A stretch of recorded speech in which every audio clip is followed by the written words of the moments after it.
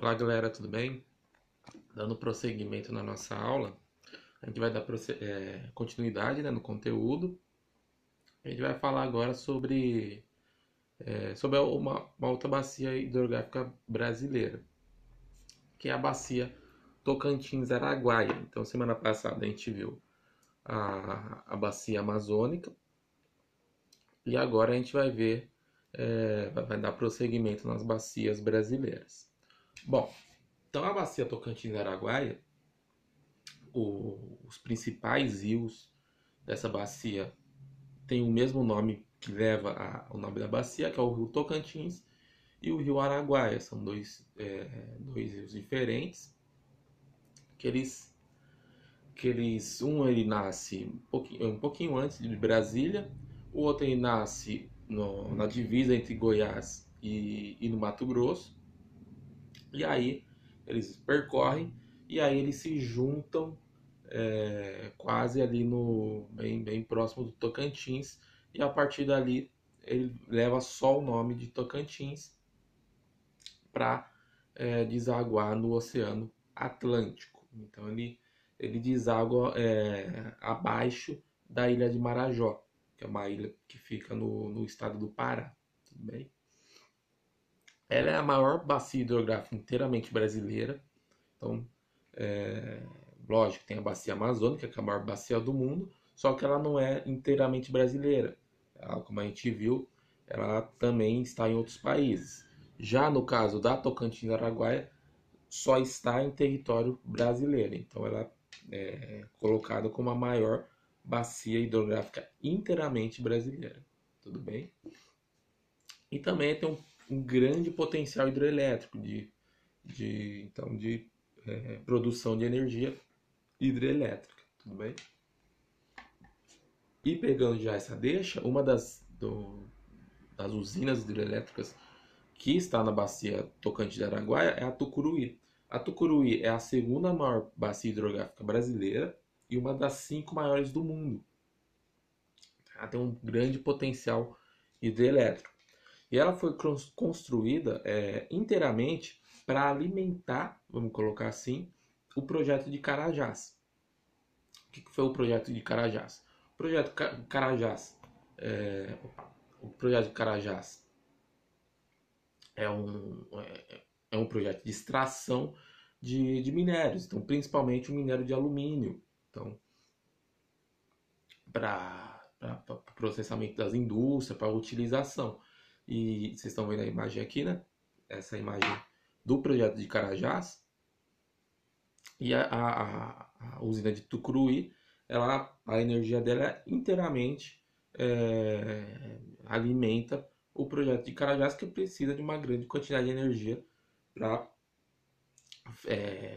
fazer ali os seus trabalhos de extração de minério. Tudo bem? Então é uma grande área o projeto de Carajás. A gente vai falar mais para frente sobre ele, quando a gente falar sobre os minérios de ferro brasileiros, né, etc., a extração dele. Mas foi um grande projeto e um projeto que já do século passado já. Então fica aí de importância dele, principalmente por causa da usina de Tucuruí. Tudo bem? Um outro ponto também é bom destacar é a Ilha do Bananal. A Ilha do Bananal, o que acontece? É a maior ilha fluvial do mundo. O que é uma ilha fluvial? É uma ilha que se forma a partir de 2 rios. O que acontece na Ilha do Bananal? Que tem ali aproximadamente 13 mil quilômetros quadrados. O que vai acontecer?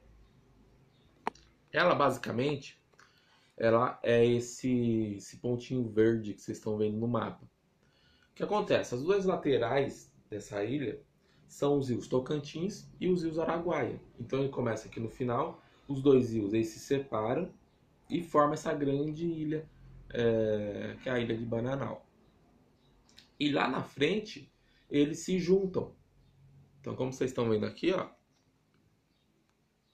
lá na frente, lá o rio Tocantins e o Araguaia vão se juntar. E aí vai virar só, como eu disse anteriormente, só o Tocantins.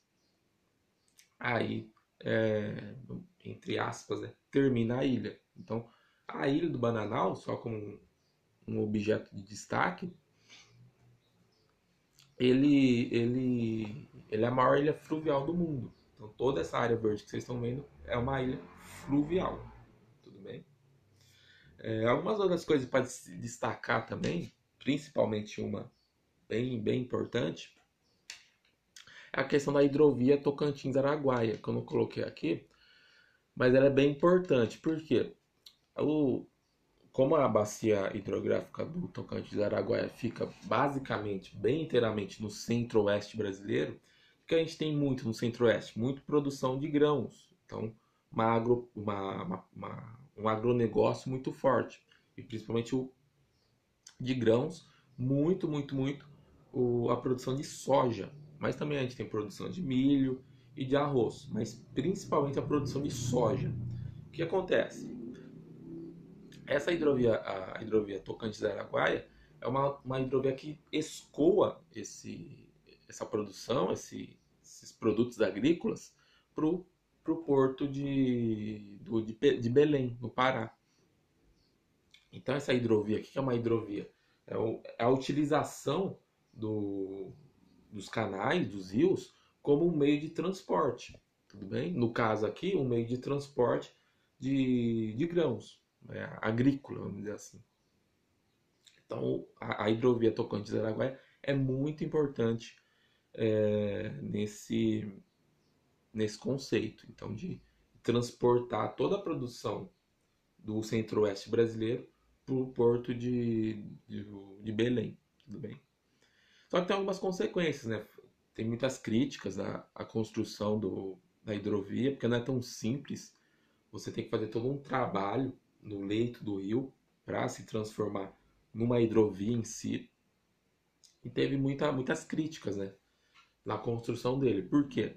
Porque ele afeta muitas áreas indígenas. Né? A área do centro-oeste, principalmente a do Tocantins, a de Goiás também, tem muitas áreas indígenas. Então a construção ali dessa hidrovia afetou muito a população indígena das localidades que utilizavam o rio como um meio de transporte, por exemplo. Tudo bem?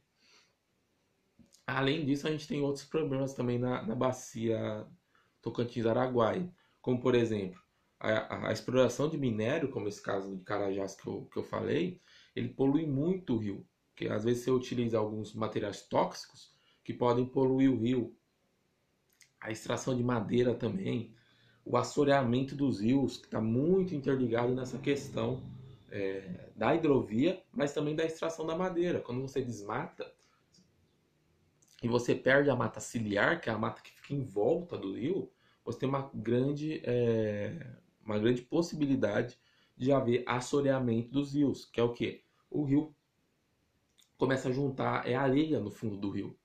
Então ele começa a ter um assoreamento, tudo bem? Então esses são os grandes problemas aí da bacia Tocantins-Araguaia, tudo bem? Opa. Bom, e aí a gente vai para a terceira bacia hidrográfica. Então a gente viu bacia amazônica, Tocantins-Araguaia, e agora a gente vai entrar na bacia do São Francisco, que como o próprio nome da bacia já leva, o rio principal dele é o Rio São Francisco, que muitos de vocês já devem ter ouvido falar. Teve até uma novela recentemente, né, o Velho Chico, se não me engano, que passava ali naquela região do Rio São Francisco.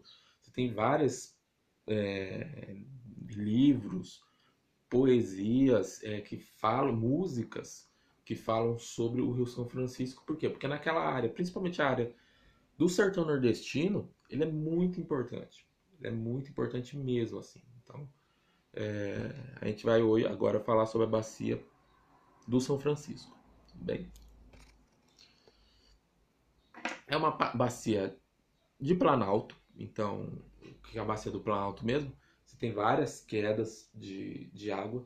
Apesar que o Rio São Francisco, em um certo trecho dele, ele é muito navegável. Então, você pegar o trecho ali que ele percorre o estado da Bahia, Pernambuco, ele é muito navegável. Então, mesmo sendo uma bacia tipicamente planalta, e tem algumas regiões, principalmente o Rio São Francisco, regiões navegáveis, tudo bem? E também, consequentemente, também é uma bacia totalmente brasileira. Então a gente não tem. Ele pega um trecho do Sudeste, então essa bacia ele nasce em Minas Gerais, pega um trecho do Nordeste e um pequeno trecho do Centro-Oeste também. Mas basicamente é muito o Nordeste, principalmente o sertão nordestino, e um trecho de Minas Gerais. Para vocês terem uma noção, o Rio São Francisco ele nasce na Serra da Canastra, que fica bem na divisa aqui com São Paulo. Então, ele pega uma região muito, muito grande, assim, a bacia do São Francisco. Tudo bem? Ali a parte que eu falei do navegável. Ele tem dois afluentes que desagam diretamente no Rio São Francisco, que é o Pirapora e o Juazeiro. São dois rios, dois afluentes. Esses dois afluentes são muito utilizados para navegação e principalmente para navegação do, do, dos sertanejos ali, os moradores daquela região. Também a bacia em si e o Rio São Francisco, ele apresenta afluentes intermitentes, lembra o que é intermitentes? E os que secam. Então, por estar numa região, um semiárido, então que é um sol muito forte durante praticamente todo o ano, você tem rios intermitentes. Então, no período de seca, ele vai secar. E quando volta o período de estiagem, né, como chama também. E aí no período de chuvas, ele volta a apresentar um leito do rio. Mesmo assim, o Rio São Francisco, ele é perene. Mesmo o Rio São Francisco tendo esses afluentes intermitentes e estando numa parte do semiárido nordestino, ele é um rio totalmente perene. Tudo bem? Então ele não seca, o Rio São Francisco. Ok? E tem algumas hidrelétricas também. Como eu falei, como ele é um rio uma bacia de planalto, principalmente o Rio São Francisco, ele é muito utilizado para a produção de energia. Então você vai ter as principais hidrelétricas, né? São as Três Marias, a de Sobradinho e a de Paulo Afonso. Então essas três são muito importantes na região também. Aqui a gente vê algumas imagens, né, que eu separei para vocês. É muito bonito. Tem quedas d'água bem impressionantes. E aqui estão duas imagens deles para mostrar a beleza que é o Rio São Francisco. Você tem alguns nomes também, alguns apelidos, né, do Rio São Francisco, alguns conhecidos, alguns nem tanto. Como, por exemplo, Nilo Brasileiro. O Nilo é um rio da África, né? Você já deve ter ouvido falar. Ele tem esse apelido por quê? Porque os dois eles têm o mesmo trajetório. Eles nascem no sul e vão em sentido para o norte. Então por isso que ele leva esse apelido. Rio dos Currais. Por que Rio dos Currais? Antigamente se criava muitos bois nas margens do rio São Francisco. Então por isso que chama Rio dos Currais. Rio de Unidade Nacional. Por que Rio de Unidade Nacional? Porque, como eu falei, ele pega um trecho do Sudeste, Minas Gerais, um trecho do Nordeste e um trecho do Centro-Oeste. Então, um rio bem de unidade nacional, vamos colocar assim. E Velho Chico. Então, como eu falei, teve até uma novela, se não me engano, tinha esse nome. E ele leva esse nome também como Velho Chico. Esse apelido, né? E um dos pontos bem importantes atuais do Rio São Francisco é a transposição do Rio São Francisco. O que foi a transposição? A transposição foi uma obra que vem lá, a ideia, né, em si, desde o segundo reinado. Então já tinha essa ideia de fazer o quê? De desviar o curso do Rio São Francisco para levar água para onde? Para as regiões mais do sertão nordestino mesmo. Então tinha essa ideia. Na época do segundo reinado não foi concretizado, ficou só na ideia mesmo. Resgatou a ideia nos anos 90. Então, nos anos 90, voltou a ideia de você mudar o curso do rio. Também não saiu muito do papel. Em 2005, no governo Lula, que teve o início esse projeto da transposição do Rio São Francisco. Então, você tinha o curso. Então, ó, você tem o curso aqui, que é esse azul mais fraco, que é o curso normal do Rio São Francisco. Qual que é o projeto? Qual que foi a ideia que, de fato, colocaram em prática?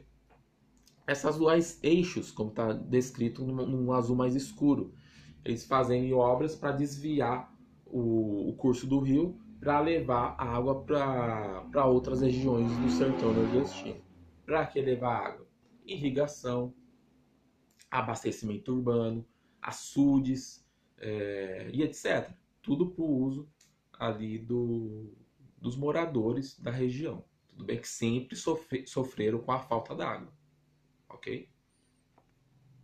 Então aqui a gente vê algumas obras. Ó. Você tem que fazer a canalização do rio.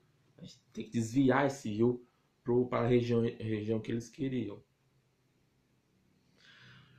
Qual que é o ponto disso? Os aspectos, né? Os positivos. A população carente poderia ter acesso a essa água, então uma facilidade. E, consequentemente, poderiam plantar, consequentemente, colher, você ter uma renda a mais com a venda desses produtos, criação de gados domésticos, etc. Então, esses seriam os pontos positivos. Os pontos negativos seria um alto investimento para um benefício não tão grande, então você tem um alto investimento e não teria um resultado tão objetivo para a população. Por quê? Porque apenas 5% do território do sertão nordestino receberia essa água. Apenas 0,3% da população do semiárido receberia essa água. Então o total de investimento não seria tão viável um custo-benefício do investimento para o resultado. E além disso, e claro, né, a questão do ecossistema. Você destruiria todo um ecossistema desviando o leito do rio. Então, peixes, plantas, etc., você teria uma degradação desse ecossistema. E além disso também, se tem uma consequência que falam que esse desvio do rio iria inteiramente para grandes donos de terras e não para o sertanejo mais pobre, o morador mais pobre. O local que esse desvio do rio iria seria para os grandes donos de terras. Então, gente que tem dinheiro. Então, não seria tão beneficioso para a população mais pobre. Então, também isso seria um aspecto negativo da transposição do Rio São Francisco. Mas aí são aspectos positivos e negativos. Tudo bem? E para terminar a aula, como eu falei, né, o Rio São Francisco tem muito uma questão cultural, muito uma questão de história, poética, etc. Tem um poema do Carlos Drummond, né, Carlos Drummond de Andrade, que é Águas e Mágoas do Rio São Francisco. Eu peguei um trecho aqui, não é um trecho tão grande, né, ele é maior, esse poema, mas que ele fala sobre o São Francisco. Então, por exemplo, ele fala lá, está secando o velho Chico, está mirrando, está morrendo.